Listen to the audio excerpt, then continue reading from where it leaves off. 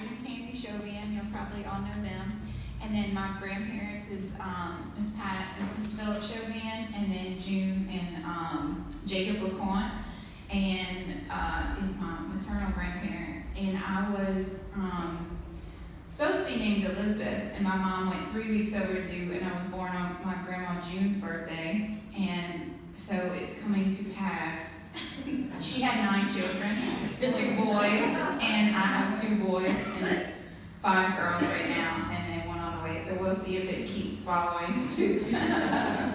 I'm 33, so a lot of times, I don't know, I feel like when I meet people with larger families, they're closer to 40, and they know a lot more than I do. So there are a lot of things that I struggle with because I'm only 33. So I feel like I'm an amateur mom in that sense.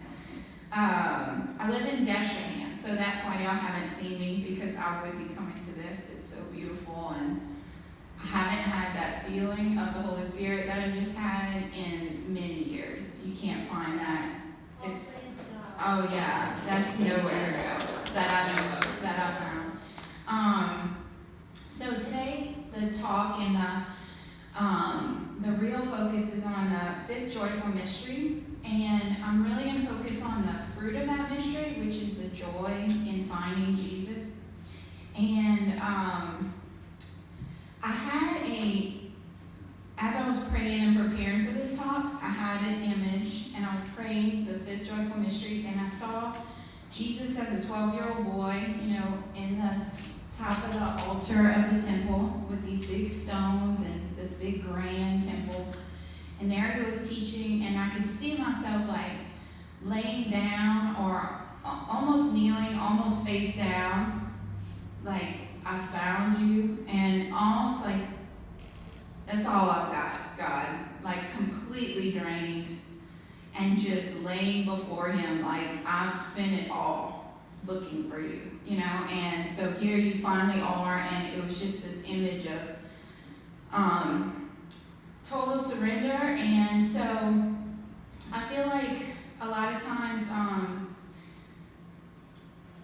I don't know what I'm doing, but I could stand here and say I give it everything I've got. Like every ounce of me goes into my vocation or trying to be good. So if anything, the effort is present amongst all my other weaknesses and failures.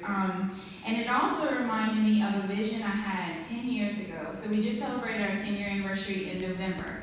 And it had to be, I was trying to remember, I can't remember if I got married on a Friday or a Saturday, but the night before my wedding, I came to a prayer meeting and I gave a talk the night before, so it must have been November 6th, 2008.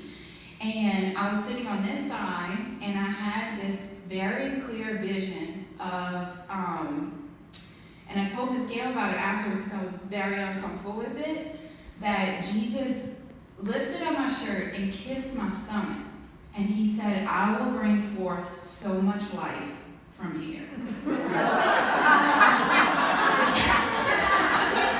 So, and in my vision, I was like, that's weird. And I kind of pushed him, not pushed him away, but I was very strange to me. And how prophetic, looking back, 10 years, I'm about to have my 8th child. And so it was, I don't know, it just brought me back to that. And I really feel like during that night, he not just blessed it for life, but he kind of reinforced my body to have children because they're all healthy. My body's healthy. It's really very unusual. And I know that he's told me that was from that kiss in here 10 years ago. Yeah, so I really kept hearing when it was finding Jesus how different that's looked in my life. So I grew up Catholic home. It couldn't have been a better example. My mom's got a beautiful prayer life, and I always can picture her in her little prayer area. And that really taught me this is what day-to-day looks like. You pray throughout the day, or when something bad happens, you pray. And my dad was so faithful, which is so unusual for fathers in this climate, in this day and age, and we always went to church, and it was just everybody I knew was Catholic, and it was just a very easy thing. And then when I got to high school, I didn't really lose myself, but I have been trying to think if I knew one other person that went to church, and I cannot think of one other person that I knew in all of high school that went to church, even something so simple, much less prayed or did anything, holy and so, but I still, have my family and stuff. And then when I went to college, that's really where I found my faith. My mom gave me a kitchen timer, and she said that a priest had given this to her when she was first married. And he said, you get a kitchen timer and you set it for 10 minutes, and you say, okay, God, you got 10 minutes.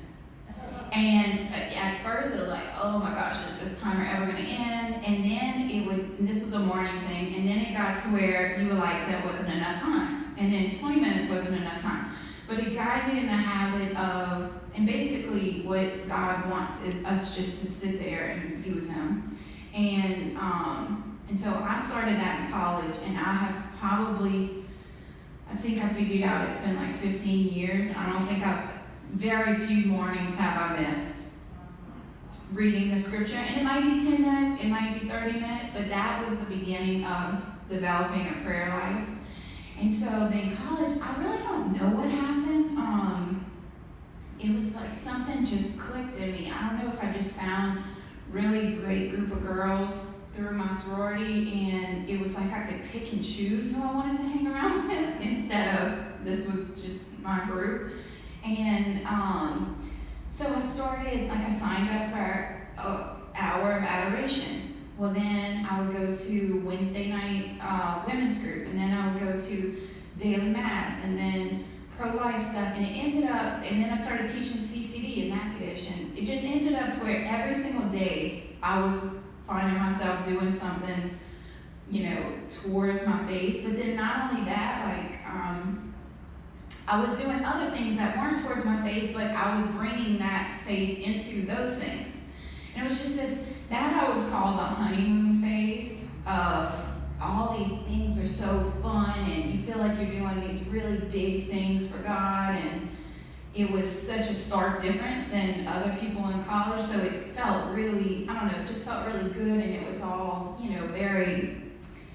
made me feel good the whole time, all these feel-good feelings. And I distinctly remember having a time in prayer where, I can't really describe it, but it was about 15 minutes of what I would say, I just knew, I just told God, I will never need anything else but you. I don't care if I ever get married, I really don't, at this point, this feeling, I don't need anything else. And that has stuck with me. So I think the honeymoon phase, when you get all those awesome feelings, you can draw back on that, 12 years later when you don't feel anything. And it's like you can recall that feeling as if it just happened, like that sweetness in your soul of just all is well, And so you can draw back on that honeymoon phase of finding Jesus in your life. So then I started working, and I loved working out. It was just so exciting, and I was in sales, and I would win all these trips, and everything, again, was fun. I would describe my life as just really fun. And then I got married, so we met, and he was the first man I had ever met that went to church. Not only that, he would pray the rosary, which I was like, who is this? And he was masculine about it. It was like what a real man should look like. It wasn't this silliness, or I hate to say that, but it was just a beautiful, and so I knew right away. And it took him 3 months.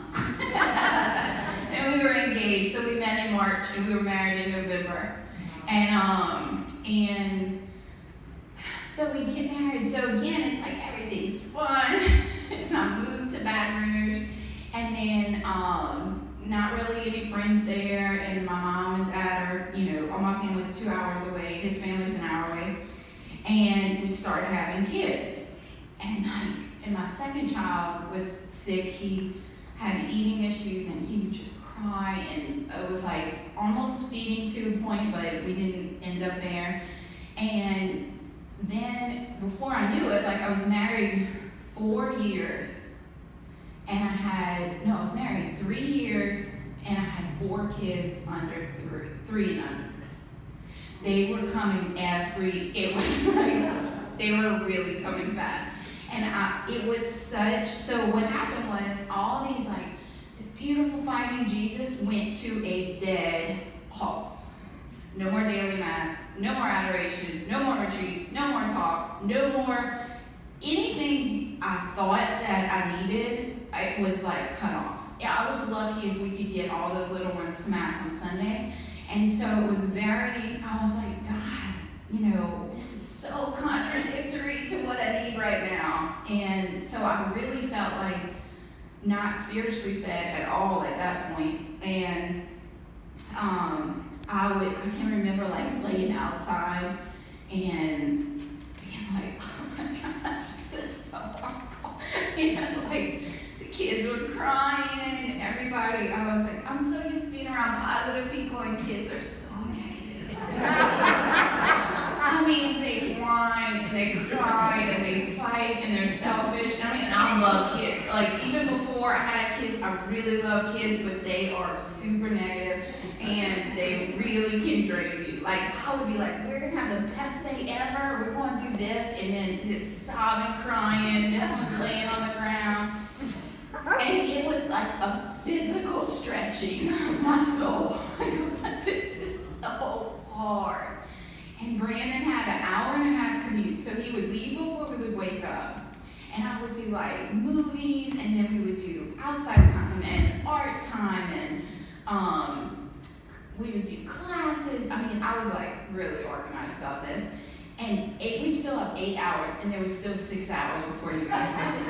And I was there's nothing left to do with these kids. And there was nobody to go visit. I couldn't just pick them up, go visit my mom, pick them up, go visit an aunt or something. It was just, it was so hard, so long. The days were so long.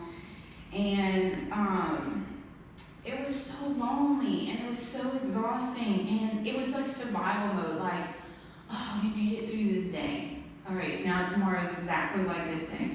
And I was like, this cannot be what you wanted from me, God. All that awesome stuff before, it cannot come down to this. This is my life. Where is the fruit of this? Where is I was overweight. I was gaining weight. My kids were they were all, so young, and my house was a wreck, and just not, I honestly, it sounds silly, but I thought when I had kids, we'd be running in a meadow. We'd be playing these games, and it was nothing like that. But looking back, I see he was stripping me of so much pride and all these attachments I had made to being productive and being, whatever. He was taking that all, just stripping it all away, and I needed it. It was good for me. And so he also was stripping me of, social life, and so I was really having to depend on him, but I didn't understand why life would look like this. It was no wonder people have big families. It's so not fun. That was just, if I could just, really land that home, how not fun it was at that point. And so then I went on this massive search of, there has to be a bigger purpose to this. And so I started reading lots of books, and I discovered a concept called a rule of life. And so nuns will live by a rule of life for their monasteries. Monks live by a rule of life. And it's basically, you examine your vocation, and they create a daily schedule that fulfills their duties. So Mother Teresa's nuns would serve the poorest of the poor, serve Jesus through the poorest of the poor, prayer and something else. And so their schedule reflects their calling. So I began to analyze my vocation, and I felt like I never knew what to do with myself. Like, does God want me taking them on field trips, or does he want me at home? Like, I just didn't understand what he wanted from me. So as I began to analyze it, and I came across these, it's called the 5 P's. A priest said it at one point, and this is just my personal journey towards a purpose. It was for a married woman. First P is prayer. Person, meaning you have to get enough sleep and eat well so you can take care of everybody else. Partner, parent, and then provider. And so they said a lot of times, like, men will put provider ahead of a higher P. Women a lot of times will put their parent P ahead of other P's, or you might leave out person altogether, like stop taking care of yourself to tend to, and you have to have those balanced. And so then I started a schedule to where I could attend to all my P's, all my, what I felt like, okay, God is calling me to take care of these different areas. And I realized, like, it couldn't happen haphazardly. Like, I had to put effort towards my marriage, towards my prayer life, towards even parenting. Like, I had to turn my phone off if during the hours that I was spending with them, and we had to have a nap time so I could get my mind together, and we had to have bedtimes that I had to get enough sleep and all these things. And I had a revelation early on that if the home is a domestic church, then I needed it to be orderly and peaceful, and it needed to be a place that would promote spiritual growth. And so I was like, well, if you walked into a real church and there was like dirty garments everywhere, or they're all wrinkled or whatever, that would not point you towards your spiritual growth. Those things would become a distraction to, your relationship with Jesus. So I realized I needed to put effort into putting order in my house, and kind of simplifying our belongings and all these things. Even our schedules needed to be simplified, things that weren't on my vocation list. I needed to cut out, and so instantly things changed. I didn't feel like I was doing this pointless, fruitless work. All of a sudden it felt like God himself had hired me to do this job. And I was like, and I am going to do it. Like, once I had a purpose, that's all I had to think was that he hired me, and I got to put a good day's work in. And so if he hired me to be their mother, then I've got to figure out how to discipline. And he wants me to figure out how to cook, which is still a struggle. He wants me to, all these different things. I had this different mindset in that I set up chores for myself, and I would, like I said, put my phone away when it was on my schedule. Brandon's home. I wasn't letting chores or my provider role or my parenting role get in the way of my partner role.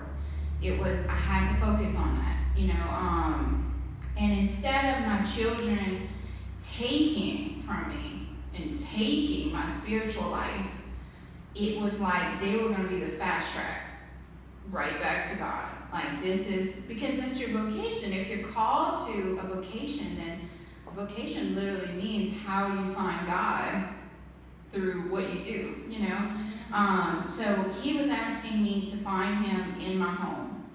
And this was a totally different kind of spiritual life than I had in college, where I was, going to all these things, but it was challenging, and it was fulfilling, and I can say, I don't even need to talk in the past, it's meaningful, and I realized how much I had to learn and how skilled you have to be to run a household and to mother children and all these different things. And I started seeing other young moms who were drowning around me in these same feelings. And I started like recognizing, they were wearing stained t-shirts, and barely, I haven't washed my hair in a week, and my husband's so aggravated, and I'm so, and I just saw it in them, and so that right there was like my ministry. Like I was like, I don't have to do anything but look happy, and that is gonna help this girl who is struggling. Because it's so few and far between you see a happy, that's the most common comment I get is that I can't believe you have makeup on. That is like almost number one, right up there with some other comments. But and I think it's more than makeup. It's the fact that, like, I'll say this prayer, okay, God, help me find an outfit that looks happy. That's literally my outfit choices, is it looks happy, because I know that's my ministry, to show that being a young mom, and it is hard and it is draining, but you gotta be happy with it, but I'm not even faking it anymore. Like, I actually am happy. Like, I'm way happier now with 7, and our house is way more peaceful with 7 than it was with 2 or 3. I can tell you that. It was, like every single baby has brought more peace and more, and my husband and I's relationship has flourished more than ever with every single child. So that's God, because that doesn't add up, So that became my ministry. So my fulfillment and stuff came from putting in a good day's work towards those 5 P's. Then my, reaching out ministry came from, all I have to do is show people that I love my kids, I love my husband, and look happy, and that's all I have to do, and that says it all, for bringing people to the lifestyle, making it attractive instead of like, really horrible, or hard, I should say hard. And then as I looked at the joyful mysteries, and you see the perfect Christian, guess what she's doing? She's raising a child. She's a housewife, she's giving birth. She's going to a baptism. This is our life. Every year we're giving birth, we're going to a baptism. And raising these children, and I was laughing because it's not called the mundane mysteries or the monotonous mysteries. It's called the joyful mysteries. Finding that joy in the most simple part of his life, in those 4 walls. So Mary was not at conventions. She was not writing books. She wasn't on mission trips. She was cooking dinner, sweeping floors, doing laundry. And so that was like the perfect example of what I should be doing.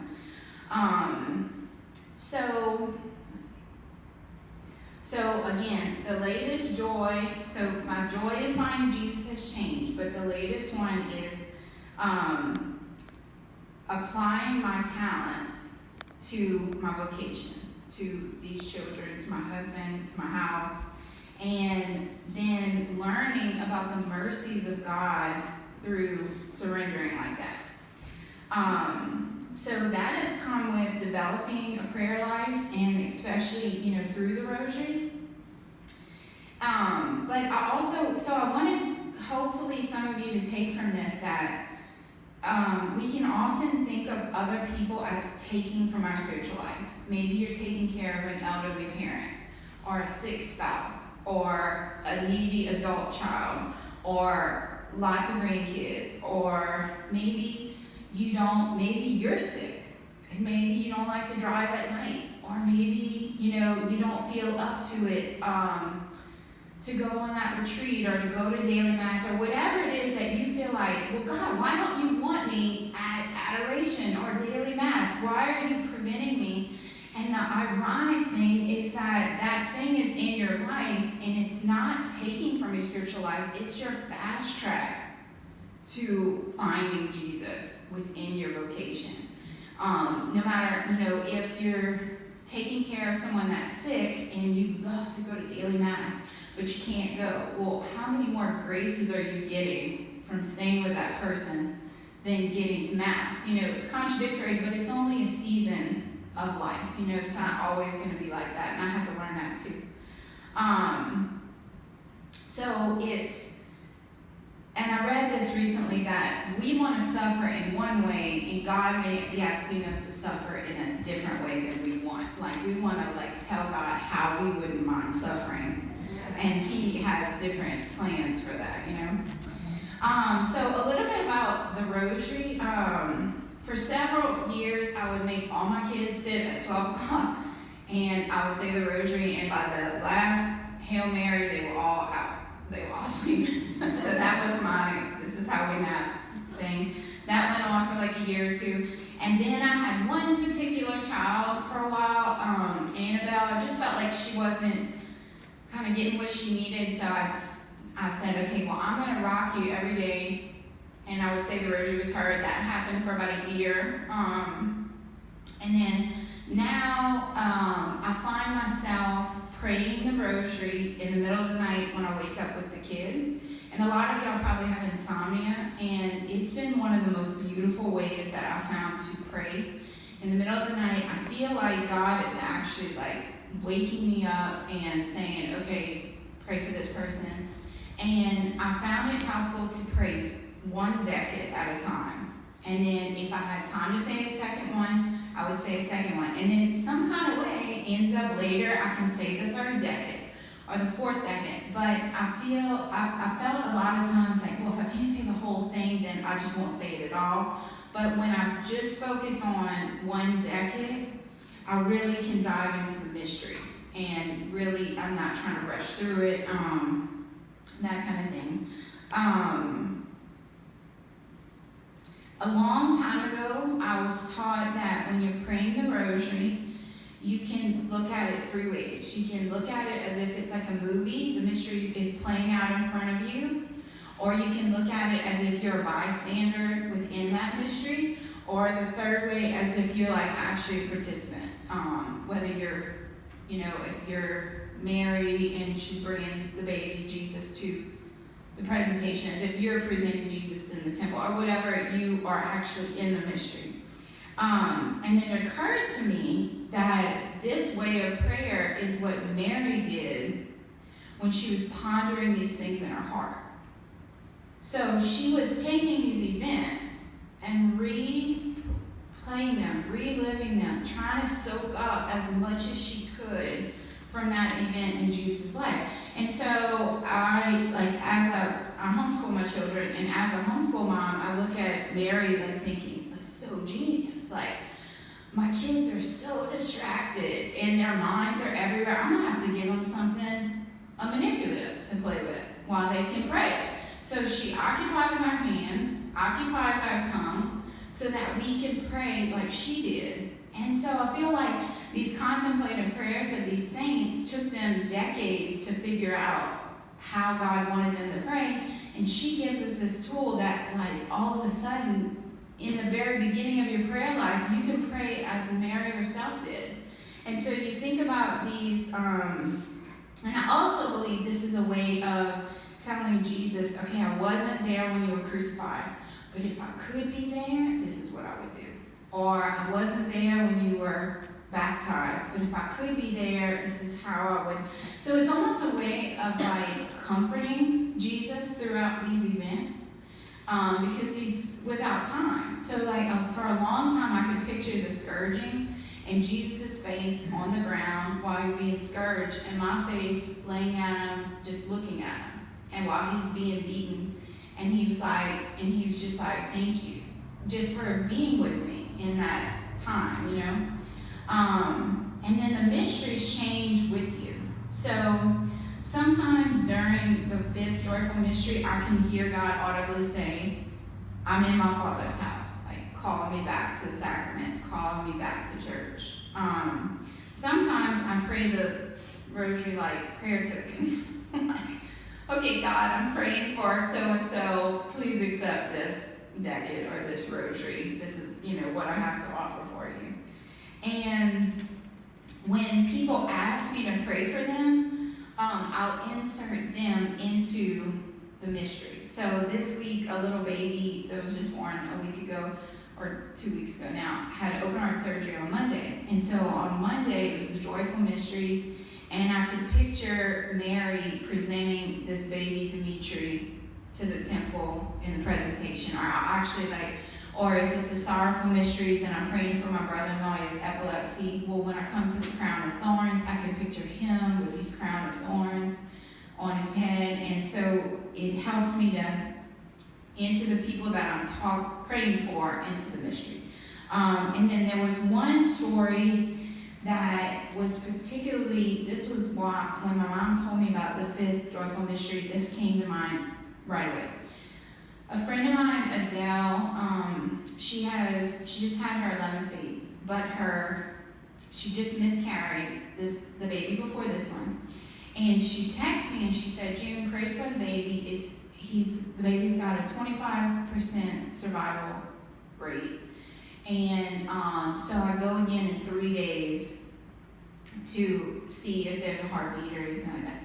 And so I was praying the 5th Joyful Mystery, and I heard God say, he's already in his Father's house. They were looking for him for 3 days, but he was already in his Father's house. And so I put in the message, Mary went through the same thing, but it was a joy to find him in his Father's house. And that the 5th Joyful Mystery is the only mystery that is also one of the 7 swords that pierced her heart, the losing Jesus and the finding Jesus. So I feel like it's opened a new channel, the Rosary's opened a channel for God to speak to me in these images that there would be no other way for me to see these things. And also, no other way, if I just sit there and pray to God, I can maybe do 5 minutes of just talking. And then I end up talking about myself and my needs and other people's needs. Whereas with the Rosary, you're living out the life of Jesus like over and over again, and he can pour these different things, into your life. So I'm going to quickly wrap it up. But I wanted to tell y'all that in 5 years, if you see me or my husband or all our kids or whatever, and we have 8 kids or 10 kids or whatever God's going to bring to us, I want you to know that this is not what we set out to do. I think my husband, he was good with 5. He was really good with 5. And so we have tried to space our children. We have tried very hard, but it's not what God wants. And so time and time again, he's shown me, you have to choose either your will or my will. And so we've surrendered to allowing each child, and like I said, each one has brought peace and also financial blessings. Every time we get pregnant, my husband gets a bonus. He just called me today, he got a raise. So, well, we already have one on the way. But it's just, I find, I was talking to a friend of mine, when you think 8 kids or 7 kids, I just feel like we are so different than that mold. We are so different. And so when you see my husband, it's really it's been harder for him. We get a lot of flack about all the children. And it's harder for him because nobody from his friend's social life can handle it. So he'll say, oh, how about beautiful the weather is? Oh, you got 7 kids. Oh, how about that Saints game? Man, why you got so many kids? There is no other facet of him except so many children. So he's lost, a lot of friendships or, being on this road. And so he's like, okay, June, I can handle 8. I don't know about 10 as well. So he's still, wrapping his mind around God's will. So that's the little secret I want you to know. If you ever see us again, just know that we are surrendering to God's will. It's not our plan. And we didn't set out to do this. And we're happy anyway. And so if you see us smiling, then even even more reason to accept God's will that you may not particularly